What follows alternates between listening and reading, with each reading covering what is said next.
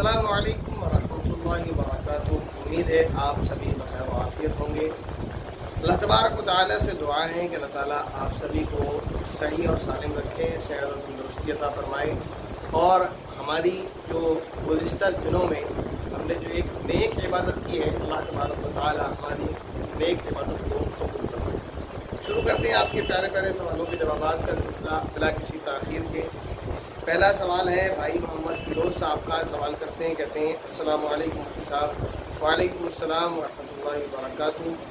کہتے ہیں سجدے میں کیسے دعا مانگتے ہیں، اردو میں یا عربک میں؟ سجدے میں آپ عربی زبان میں ان کلمات میں دعا کر سکتے ہیں جو قرآن یا حدیث میں موجود ہیں، یعنی قرآن میں موجودہ دعائیں یا حدیث میں موجودہ جو دعائیں ہیں وہ آپ نماز میں سجدے میں مانگ سکتے ہیں۔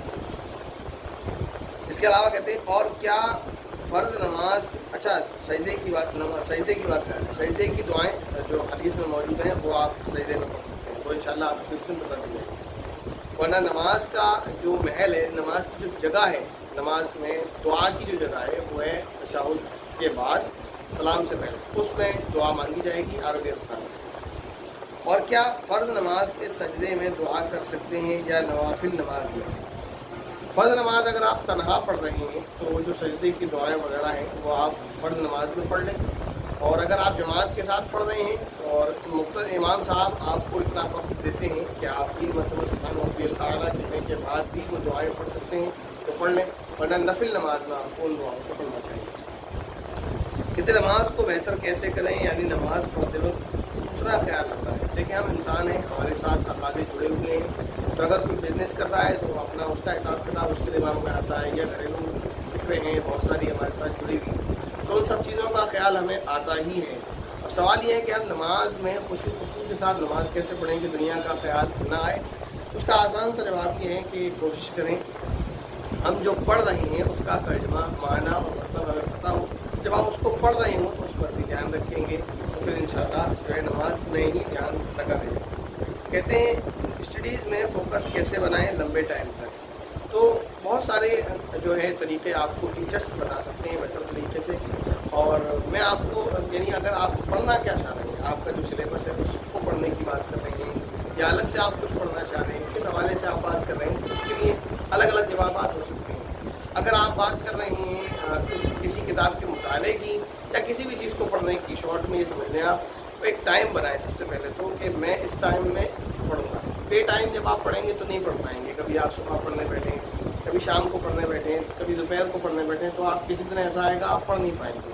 کیا وجہ ہوتی ہے؟ انسان سوچتا ہے چلے صبح نہیں پڑھ پایا دوپہر پڑھ لوں گا، دوپہر نہیں پڑھ پایا رات پڑھ لوں گا، لیکن بہت دن گزر جاتا ہے۔ جب ایک ٹائم بنا ہوگا ہمارا ہر چیز کا، تو ہمارا جب پڑھنے کا ٹائم بنا ہوگا تو ہمیں معلوم ہوگا کہ اس میں ہمیں صرف پڑھنا ہے، کچھ اور نہیں کرنا ہے۔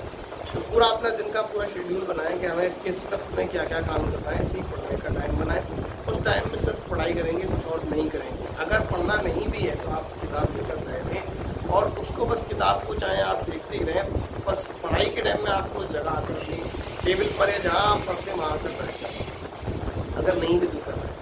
لیکن اگر آپ کا دل کر رہا ہے اور آپ پڑھنا چاہ رہے ہیں تو ایک ٹائم بنا لیں، 10 منٹ 15 منٹ آپ اس کو پڑھیں، ڈیلی پڑھیں، ٹائم بنا کر پڑھیں گے تو انشاءاللہ یہ آپ کے لیے مفید رہے گا۔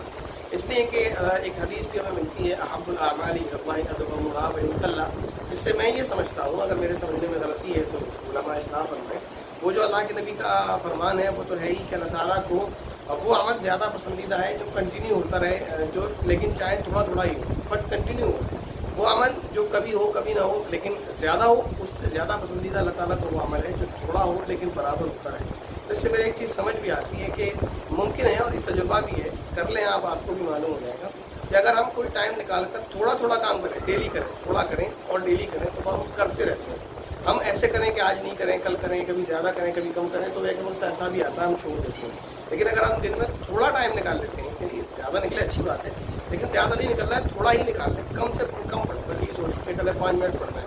کسی طرح اگر نہ پڑھنے کا بھی خیال آئے گا تو بس یہ دیکھیں مجھے 5 منٹ پڑھنا ہے تو میں 5 منٹ اس کو پڑھوں۔ بہرحال یہ کہ بنائیں آپ اپنا معمول، انشاءاللہ آسانی ہوگی۔ اللہ تعالیٰ سے دعا کریں گے انشاءاللہ، اور دعا ہے کہ اللہ تعالیٰ آسانی فرمائے۔ اس کے بعد ایک بہن ہے آیت، وہ سوال یہ کر رہی ہیں گھر کے کام سے وضو نہیں ٹوٹتا ہے نا، یعنی گھر کا کوئی کام کرنے سے وضو ٹوٹتا ہے کیا؟ یہ سوال ہوتا ہے۔ تو ایسا نہیں ہے، گھر پہ آپ جھاڑو لگا رہی ہیں، برتن دھو رہی ہیں، कपड़े वगैरह धो रही हैं या घर का कोई ऐसा दूसरा काम कर रही है जिससे वज़ू नहीं टूटता है। वज़ू टूटने के ताल्लुक से लोगों में बड़ी गलतफहमी है। इंशाअल्लाह जल्दी से हमारी से वीडियो आपके सामने आ जाएगी। अगर दूध में लेडी बग गिर जाए तो क्या करना चाहिए, सवाल है अजलान भाई का। तो देखें, दूध में अगर लेडी बग गिर जाए तो आप जेंट्स डॉक्टर से या लेडी डॉक्टर से, जिससे आपका मन करे, मालूम कर लें कि वो दूध में गिरने के बाद दूध को नुकसान पहुंचाती है या नहीं, उसमें जहरीला या ऐसा कोई नुकसानदेह चीज़ उसके अंदर मौजूद हो जाती है दूध के अंदर, उसके गिरने से दूध पर कोई इफेक्ट पड़ता है, असर होता है, दूध नुकसानदेह या जहरीला वगैरह हो जाता है। अगर वो कहते हैं कि हो जाता है, दूध पीना नुकसानदेह है, अब दूध के अंदर जो कीटाणु पहुँच चुके हैं, कोई भी बात, तो आप उसे न पिए। लेकिन अगर डॉक्टर चाहे वो जेंट्स हो या लेडी डॉक्टर जो भी हो, अगर ये कहते हैं कि नहीं इससे कोई नुकसान नहीं होता है, आपकी सेहत पर कोई नुकसान नहीं पड़ेगा, तो आप उसको पी लें, कोई हर्ज नहीं। एक भाई ने सवाल ये किया है कि काबे का रुख मालूम करने के लिए कहते हैं रात में सूरज को कैसे देखें। दिन में तो जवाब ये है कि भाई सूरज को देख लें, जो है तो उससे पता चल जाएगा सूरज निकल रहा है तो उससे मालूम हो जाएगा कि पूरब से निकल रहा है तो पश्चिम इसकी दूसरी साइड है। और अगर शाम का वक्त है तो जो डूब रहा है उधर उस तरफ काबा है, इंडिया में, पाकिस्तान में, हमारे मदरसे शरीफ में। लेकिन अगर रात का वक्त है तो कैसे मालूम करें, तो उसमें सूरज देखने की ज़रूरत नहीं है। आज के टाइम में बहुत आसान है, मोबाइल है आपके पास और मोबाइल में पहुँच से आप काबे का पता आसानी से लगा सकते हैं।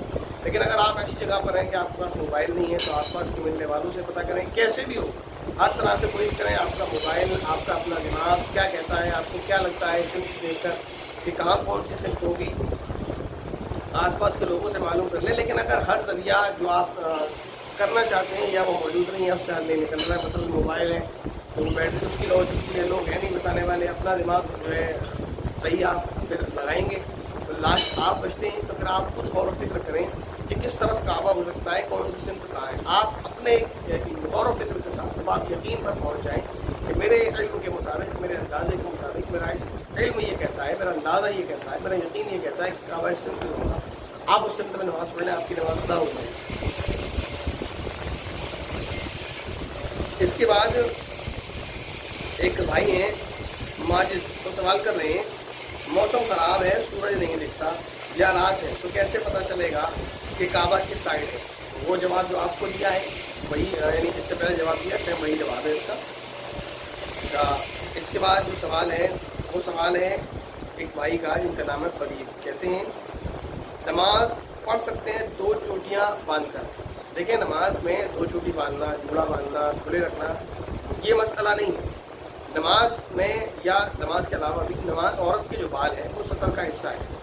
अगर सतर खुला हुआ है तो नमाज नहीं होगी, और अगर सतर ढका हुआ है तो नमाज हो जाएगी। यानी कि अगर बाल आपके दुपट्टे से या जो भी आपने चादर वगैरह ले रखी है तो आपने दो चोटियाँ बांधी हो, जूड़ा बांधा हो या ना बांधे हो बाल, या एक चोटी बांधी हो, जो भी है, अगर आपने दुपट्टा या चादर जो उड़ा हुआ है, बाल अगर उससे बाहर आते हैं तो नमाज नहीं होगी, और अगर बाहर नहीं आते हैं तो नमाज हो जाएगी, ठीक है ना।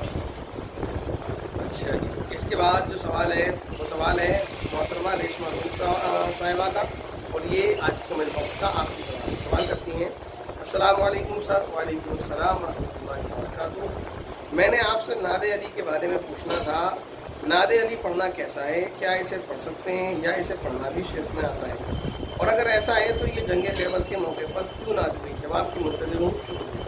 नादे अली जंग खैबर के मौके पर नाजिल हुई, ये एक झूठी बात है, इसकी कोई हकीकत नहीं है। तो नादे अली नहीं पढ़ना चाहिए, ये लोगों की अपनी गढ़ी हुई चीज़ है और जिसका कोई जो है इस्लामी लिटरेचर में सबूत नहीं मिलता है, इस्लामी किताबों में नहीं, कुरान और सुन्ना में, फ़िक़्ह और हदीस में भी इसका कोई जिक्र नहीं मिलता है, लिहाजा इसको ना पढ़ें। तो ये चंद सवालात थे आपके जो लिए गए, बाकी जो सवालात आपके रह गए हैं इंशाअल्लाह वो नेक्स्ट कमेंट बॉक्स में ले लिए जाएंगे। तब तक के लिए आपसे दुआ की दरख्वास्त है, अपना ख्याल रखिएगा। अस्सलामु अलैकुम।